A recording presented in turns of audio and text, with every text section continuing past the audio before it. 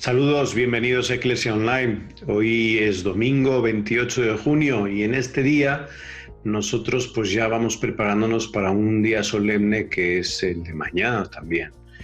La celebración de los santos Pedro y Pablo, una celebración que nos une en comunión con el obispo de Roma y de eso vamos a hablar hoy, de la comunión. Con nosotros están 4 sacerdotes, ya saben, bueno, pues 3 están fuera. Y son 3 amigos, 3 colegas con un servidor que entramos a su casa y vamos pues intentando entrar en su corazón y a la vez dialogar sobre los acontecimientos de la vida de la Iglesia. Bienvenidos Daniel, Patricio, Javier. Muchas gracias, saludos a todos. Gracias, saludos. Bueno, pues empezamos este momento hablando de la comunión, pero yo sí quisiera acentuar antes de hablar de la comunión de lo que nos decía el Papa Francisco en la alegría del Evangelio. Para una espiritualidad de comunión misionera y fervorosa, tenemos que tener en cuenta que estamos viviendo en un individualismo acentuado, en una crisis de identidad y también en una caída del fervor religioso. Estas realidades nos hacen vivir dentro de la Iglesia, a veces desde el aislamiento, que es lo que peor puede ocurrir en la espiritualidad de comunión de la que tanto nos hablaba San Juan Pablo II a las puertas de este nuevo milenio. Así que pues con esto de la comunión con la Iglesia, con el espíritu de comunión, yo sí quisiera empezar diciéndoles que no tenemos que alterar las divisiones por las ideologías, sino más bien tener esa experiencia de comunión y comunión con el Papa. No es que seamos de a mí me gusta más el Papa San Juan Pablo II o el Papa Francisco, sino todos somos miembros de una iglesia cuya cabeza es el obispo de Roma. Adelante, ¿quién quiere empezar? Patricio, adelante, quiere empezar, Patricio. No, hice la mague nomás. No, sí, yo también. Recuerdo simplemente como anécdota el día que Jorge Bergoglio fue elegido como Papa y el acontecimiento que se generó en mi país. Ustedes saben que somos muy fanáticos del fútbol y lo vivimos con mucha pasión. Y recuerdo ese día algo que me asombró, más allá de que es obviamente Argentina un país con raíces católicas, la explosión de fervor y alegría en las calles, los carros, los autos, los taxis, las bocinas. Me acuerdo que me fui corriendo a la Plaza de Mayo y parecía como si hubiésemos ganado un mundial de fútbol, ¿no? Porque uno dice, es imposible pensar que alguien de tu país va a ser elegido papa, pero nos pasó. Recuerdo esa alegría, ese fervor inicial, ¿no? Y después con el paso del tiempo, bueno, uno se va encontrando con gente que apoya, otros que critican, ¿no? De afuera de la iglesia, dentro de la iglesia. Por eso me parece importante esto, Fray Javier, que decías, ¿no? La importancia de más allá de... Quizás uno se siente más cercano a uno u otro papa. Qué importante, como centro de nuestra fe, la búsqueda de la comunión, ¿no? Que en otro programa decíamos que no es uniformidad, sino que es unidad en la diversidad, y que en ese sentido el Papa, como sucesor de Pedro en el ministerio petrino, está llamado a ser signo de unidad, ¿no? En lo diverso. Pero quería traer esa anécdota, ese recuerdo, porque, bueno, en lo personal, obviamente, yo amo al Papa Francisco, me siento muy en comunión con su ministerio, ¿no? Con lo que él propone también. Creo que cada Papa tiene un acento diferente, que a algunos les podrá gustar más o menos, pero creo que es una novedad y una riqueza del espíritu que trae a la época contemporánea, ¿no? Sí, no sé, ¿cuántos mundiales ha ganado Argentina, sabes? Bueno, hemos ganado 2. ¿Solo? Por eso, bueno, no, por favor. Ha vivido la reina. Por eso amo mucho a México, porque México me trae un gran recuerdo. Era niño, pero México 86 inolvidable, ¿no? Claro. La mano de Dios y ese gol inolvidable de Maradona pasando a todos los ingleses y haber ganado ese campeonato, bueno. Es por eso que yo creo que celebrasteis la elección del Papa Francisco como un mundial. Así lo podéis sumar, ¿no? Así ya tenéis 3 o 4. Más aún, sabiendo que un mundial quizás no vendrá pronto. Bueno, en relación a lo que estamos comentando, me sale una serie de comentarios, ¿no? Sobre este tema de la comunión, en el que es un esfuerzo que tenemos que poner todos, que tenemos que dejarnos guiar por el Espíritu Santo, que sabemos él es el que está realizando esta comunión en la diversidad, todo esto que estás comentando tú, Patricio, que estoy completamente de acuerdo.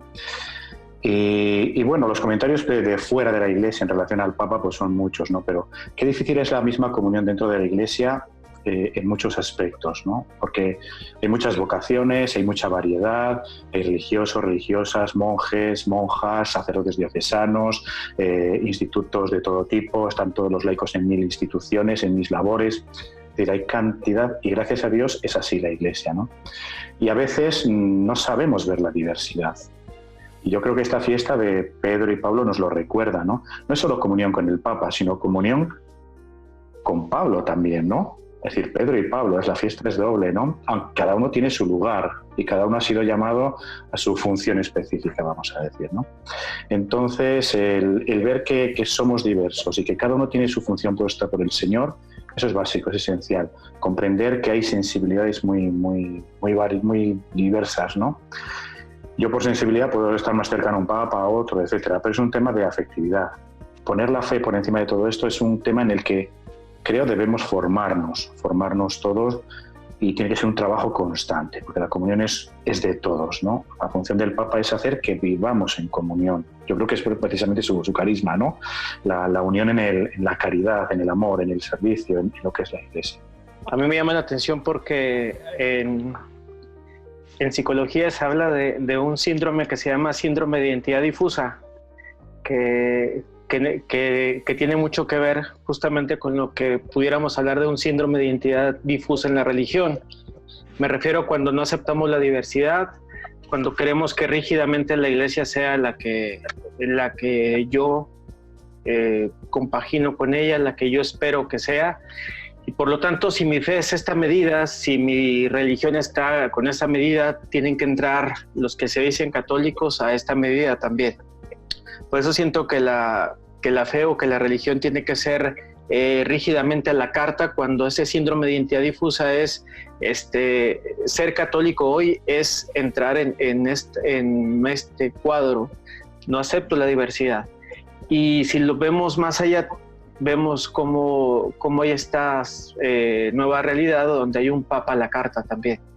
El papa a la carta es: yo quiero un papa de estilo Juan Pablo, yo quiero un papa de estilo Benedicto, yo quiero un papa estilo Francisco, y entonces todo lo que no huela a Francisco, todo lo que no huela a Benedicto, todo lo que no huela a Juan Pablo, pues es totalmente contrario a mi religión, a mi fe, etcétera, ¿no? Recuerdo alguna expresión de Benedicto XVI cuando decía que los enemigos de la Iglesia hoy se encuentran dentro de ella y no fuera. Es decir, que a veces podemos encontrarnos mayores divisiones, mayor amenaza contra la fe misma por los que nos llamamos católicos, por los que nos decimos católicos, porque nosotros emprendemos batallas contra la unidad que van como fragmentando comúnmente el diálogo, van lacerando comúnmente las relaciones y van cada vez haciendo cada vez más abiertas las posibilidades de diálogo entre una realidad y otra, ¿no? Quise mencionar esto del síndrome de identidad difusa porque creo que entre nosotros podemos equiparar muchas veces lo católico como un bando sectario, como una secta. Entonces ahora, ¿qué cosa es la identidad difusa? Algo que aparentemente se muestra como tal, rígido, pero no es una manera más que esconder el miedo que tengo de aceptar la diversidad del otro, ¿no?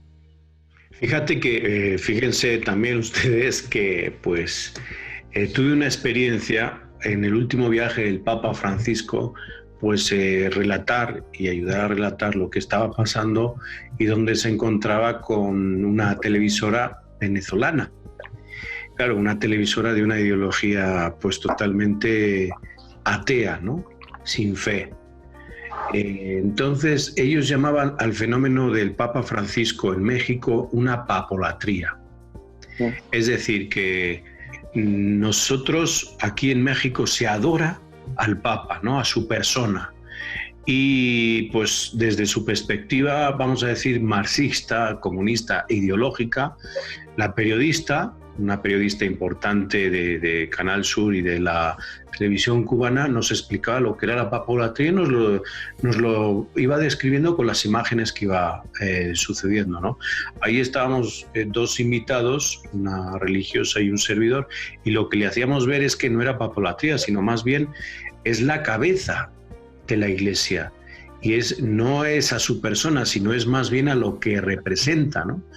Y quizás esto también nos ha faltado explicar cuando vienen los papas a los países. Fue aquí en Panamá, la última vez, aquí en Ciudad de México, el año pasado fue en Panamá, ¿no? Es ese, vamos a decir, la adoración, ¿no? Ese cambio de chip. Bueno, yo es que no adoro, sino simplemente animo, y estoy con mi iglesia para animar a un jefe de la iglesia, a una cabeza que es la que me representa y en la que rezo todos los días y estoy en comunión con ella.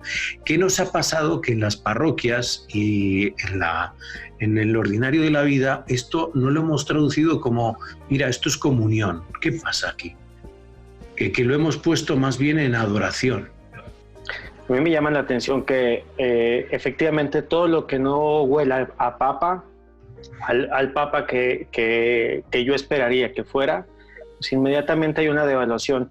Esto obviamente que habla también de nuestra salud mental como creyentes, porque si como creyentes nomás idealizamos, devaluamos, pues obviamente estamos hablando de una escasa salud mental, que es un presupuesto para que la fe también se pueda apoyar.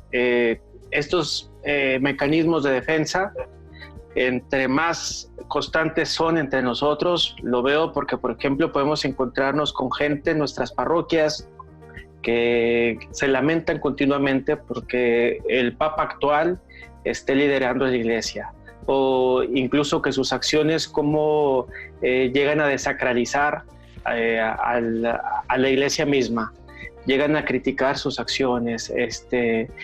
Me llama mucho la atención que haya, por ejemplo, páginas en Facebook que se titulen ¿Cómo nos haces falta, Benedicto? Es decir, como una polarización de que una iglesia más institucional se encontraba con el Papa Benedicto y una iglesia más pastoral se encuentra ahora con el Papa Francisco, ¿no? Pero como esas escisiones entre un sector y otro. Sí, en este tema... Bueno, tú, Patricio, adelante. No, adelante, Fray. La otra vez hablé yo primero, así que... Okay. Esto me hace mis reflexiones sobre la situación actual, ¿no?, de la comunión en la Iglesia. Este Papa la Carta del que hablabas, Daniel, me hace pensar en varios extremos que existen dentro de la Iglesia. En mi, voy a considerar, pobre análisis eclesial actual, ¿no?, de la situación actual, yo veo dos extremos. Uno, el de, sin politizar, voy a considerarlos de ultraderecha, y otro extremo de ultraizquierda. Y creo que los dos son extremos de minorías dentro de la Iglesia que hacen mucho ruido y que en el medio estamos la mayoría que queremos pues, seguir al Papa, lo que él significa, etcétera, ¿no?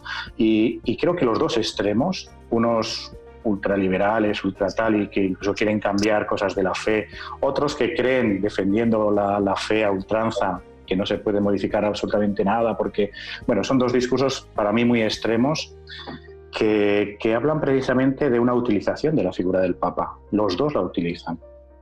Correcto. Vilmente, además, los dos son superamantes del Papa y son más papistas que el Papa siempre y cuando el Papa diga lo que ellos dicen.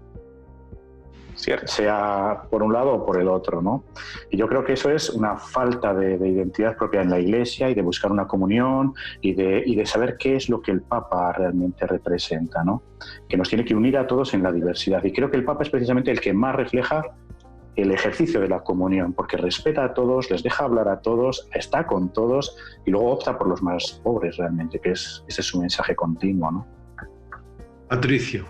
No, me sumo a lo que han dicho, estoy totalmente de acuerdo, ¿no? Simplemente antes del corte me gustaría hacer esta expresión, que no sé si pensarán lo mismo, pero en general, por los diversos lugares por donde me muevo, noto que el Papa Francisco tiene una gran aceptación por fuera de la Iglesia.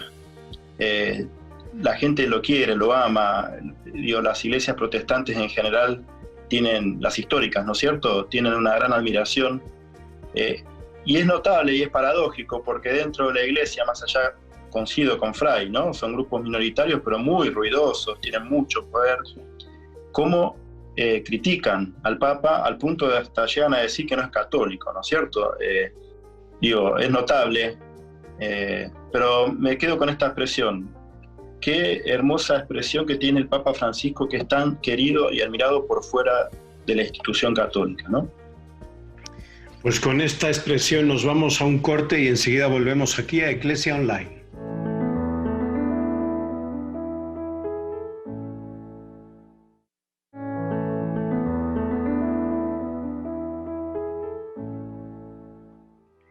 Pues ya regresamos aquí a Iglesia Online. Mañana es la solemnidad de San Pedro y San Pablo. Estamos hablando de la comunión. Ojo, tenemos esa comunión con el obispo de Roma. Ahí está la figura de Pedro, pero también nos ha recordado Javier, el padre Francisco Javier Monroy Rodríguez desde Roma, también la figura de San Pablo, en donde él va viajando, va organizando y creando comunidades y a la vez las crea con ese espíritu de comunión con la primera iglesia de Jerusalén. Creo que esto también es algo que no debemos olvidar. Hemos hablado de la comunión con el Papa como cabeza, obispo de las iglesias obispo y cabeza de la Iglesia de Roma, y a la vez también pues de esas ideologías que traemos y que quizás conviene quitarnos al fichar a uno como muy intelectual y el otro muy gran párroco. Al final es Dios quien obra en estas personas, que hemos de adorar a Jesucristo como figura que nos une y que hemos de respetar y apoyar al Papa, sea quien sea, ¿no? Y también hablamos, en este momento vamos a hablar de la comunión dentro de la Iglesia. Citaba Daniel antes unas declaraciones que hizo el Papa Benedicto XVI en una rueda de prensa en el avión, y decía que el mal está no fuera, el pecado está dentro de la Iglesia. Esto es algo cierto y lo vamos viviendo, y a lo largo de estos programas ustedes van a ir viendo que hay cosas que sí están fuera, pero hay otras que están dentro de la Iglesia que debemos hablar y debemos decirlas claramente. Y en esto, pues también de la comunión, nosotros, laicos, sacerdotes, religiosos, hemos también pecado al no estar en comunión con nuestros obispos y incluso con el Papa, ¿no? Y hemos puesto esta autorreferencialidad en el carisma del movimiento laico, llámese como se llame, o en el carisma de la orden o congregación religiosa. Y esto nos ha dividido un poco y nos ha aislado de un proceso diocesano en donde también los sacerdotes deben de ver la riqueza de la Iglesia en los religiosos y laicos, y ambos, religiosos y laicos, la riqueza de la Iglesia con los sacerdotes diocesanos. Es decir, somos un solo cuerpo. Y en esto hay grandes fallos que quizás nosotros podíamos hablar desde nuestras vivencias y a la vez compartir con los que nos ven. Daniel. Solamente quería comentar que las cosas más graves que han sucedido en la Iglesia tienen su origen justamente en la división, concretamente cuando hay un fenómeno de idealización hacia el líder, y que esta idealización del líder me hace partidario, me hace miembro de una asociación, congregación con la cual podemos empatizar nuestra ideología y podemos como estar en contra de los demás. Los grandes errores de la Iglesia, y más aún los delitos dentro de la Iglesia, tienen su origen también en una situación como esta. Con esto también quiero señalar que estas fallas no solamente ocurren dentro de la jerarquía, sino también en muchas ocasiones llegan a ser como promovidas por los mismos laicos, que favoreciendo este tipo de divisiones. ¿Cómo puede un laico favorecer esta división? Cuando genera, vamos a llamarlo analógicamente, su membresía vitalicia, que le hace ser miembro VIP de un movimiento dentro de la Iglesia, el cual excluye el carisma del Espíritu Santo dentro de todos los movimientos eclesiales que el mismo Espíritu permite. Patricio, ¿quieres decir algo muy importante? Te dejé anonadado. Después de estas palabras, que creo que son proféticas, Padre Daniel, y quiero decirle a los que están escuchando, y va a quedar grabado, creo que acá tenemos un futuro Papa, un futuro rector de San Pedro, ¿no es cierto? Así sí, que... sí. Ese es Daniel, ¿no? Daniel es el futuro Papa, porque de San Pablo, que es por el carácter de San Pablo, yo pondría Javier, ¿eh? Vaya, me tocó ahora. Sí. Adhiero, Daniel, a lo que decís. En lo personal, yo estuve 20 años en un movimiento eclesial que, como sabemos, después del Vaticano II, el concilio, surgió a lo largo del mundo entero una cantidad de carismas eclesiales que tienen que ver con la riqueza del espíritu y que construyen este cuerpo que somos la Iglesia Católica, y que quiero decir que es una riqueza, pero como bien decías, puede ser un riesgo cuando nos quedamos encerrados en este carisma y no construimos la unidad de la Iglesia, ¿no? Creyendo de que el movimiento tal o cual es superior o tiene un carisma mejor o más lindo, o quedamos en esta idealización del fundador, como decías, que eso puede ser riesgoso también. Pero yo no lo dejaría solamente en los movimientos eclesiales, sino también pensaría en nuestras familias domésticas, ¿no? Si nosotros en la relación con nuestros hijos, padres, esposas, esposos, si construimos la unidad o no construimos la unidad, porque me parece que en ese sentido como iglesia deberíamos empezar ahí, ¿no?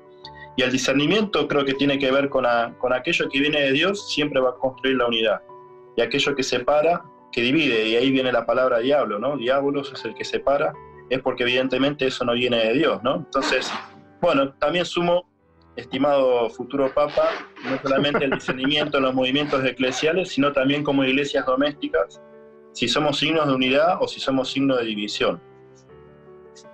Bueno, con el permiso de Daniel primero,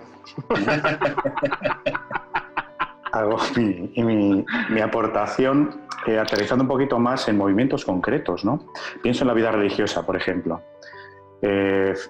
Fíjense cómo a veces se ve este miedo cuando hay pocas vocaciones, ¿no? En un carisma, en otro, y pensamos en que, fíjate, esta congregación tiene vocaciones, ¿qué estarán haciendo? Estamos haciendo mal. Y cómo luchamos, entre comillas, por querer presentar como que lo nuestro es siempre mejor. Como que nos falta identidad. Yo creo que ahí, Daniel, podrías tú a lo mejor hasta hacernos un análisis psicológico seguramente, ¿no? De que nos falta una identidad bien fundamentada, cada uno donde el Señor nos ha puesto.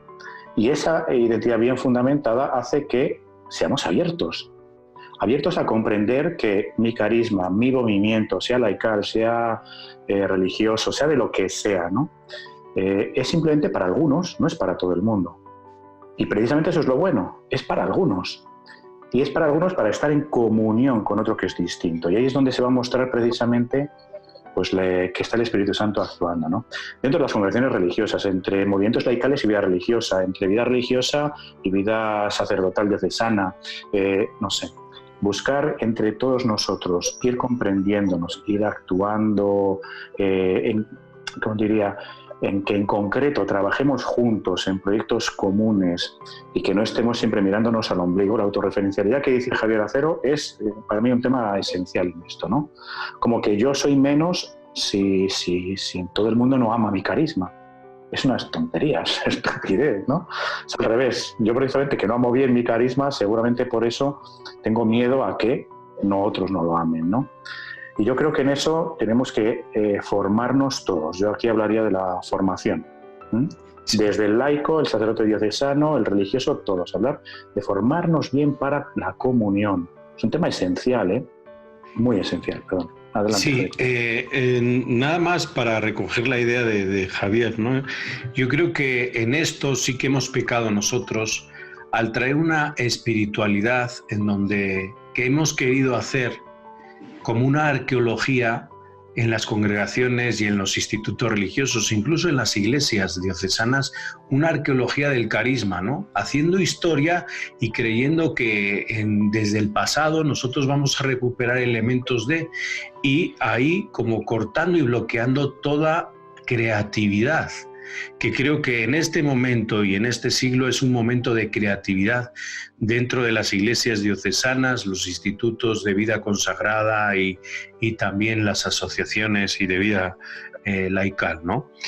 Una espiritualidad que convoque a la comunión y una espiritualidad que al final convoca también a un compromiso misionero. Porque de nada es que hagamos una espiritualidad de comunión para vivir todos juntos, estudiar todos juntos, y yo hablo de lo que veo, ¿no? Y siento, y ser como esas primeras comunidades de San Agustín. A ver, ojo, porque esto es al final el miedo a no querer enfrentarse a la realidad. Y una espiritualidad de comunión es la que nos hace ser callejeros de la fe, que dice el Papa Francisco. Sentir la misión de los otros, ¿no? El poder empujar a las familias a que no sean unas familias aisladas, sino, como muy bien decía ahí Patricio, que estén más bien abiertas y que se ocupen por la unidad dentro de la diversidad, y sobre todo esto de la preocupación de los números en las diócesis, en los seminarios, ¿no? En las casas de formación de vida consagrada y en los movimientos, ¿no? Que tenemos que tener más gente adherida a nuestro movimiento, sea cual sea. Ojo, porque esto no es cuestión de números, esto es cuestión de llamadas que hace el Señor. Si a esto le ponemos números, estamos quitando rostros e historias de conversión. No sé qué quieran decir. Sí, si me permitís, yo adhiero, Javier, a lo que decís, porque creo que está tocando el núcleo de nuestro ser cristiano, que es ser evangelizadores, transmisores de una buena noticia, en el fondo de un sueño de Dios. Porque uno puede decir, ¿para qué la comunión? ¿Por qué tanto esfuerzo en la comunión? Bueno, por algo muy sencillo.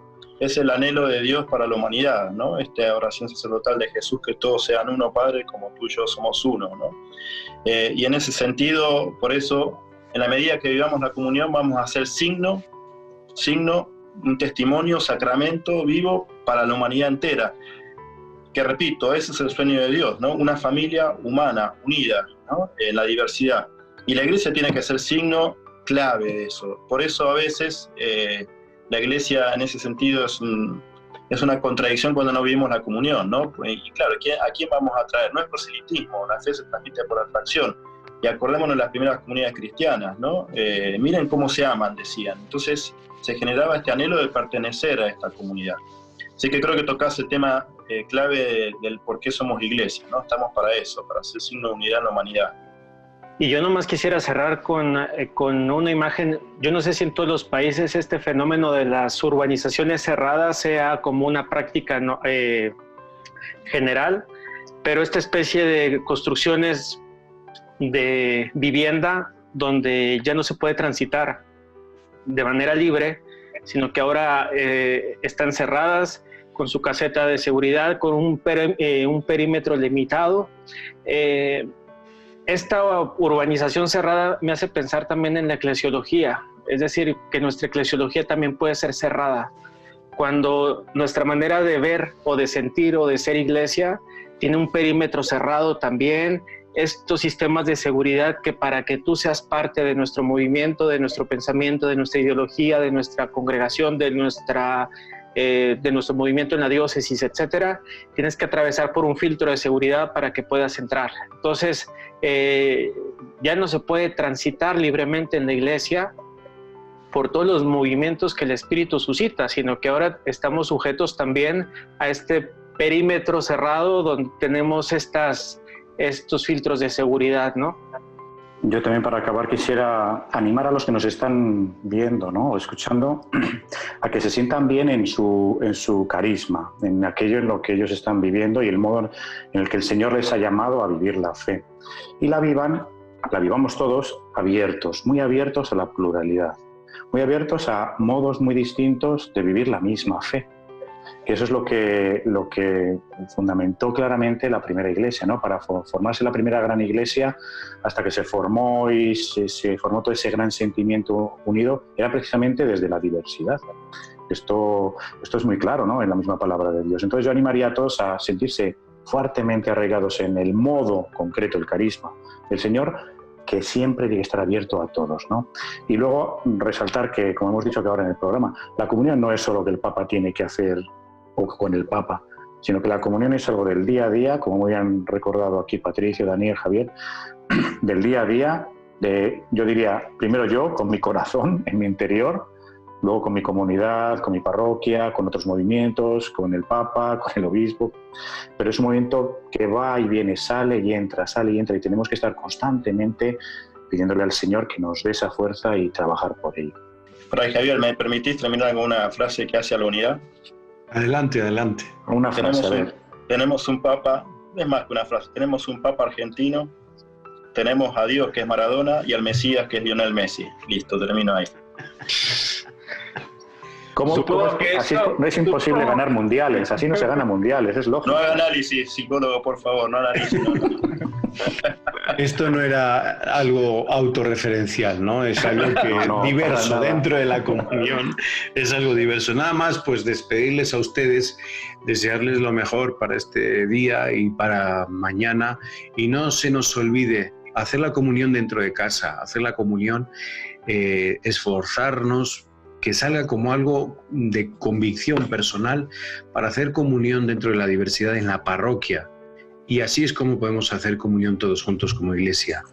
Nadie es mejor que nadie, todos nos enriquecemos unos a otros. Gracias por estar ahí cada día a través de las redes sociales y también en este canal. Gracias a todos, esto es Iglesia Online, aquí termina, nos vemos en el siguiente programa, hasta la próxima.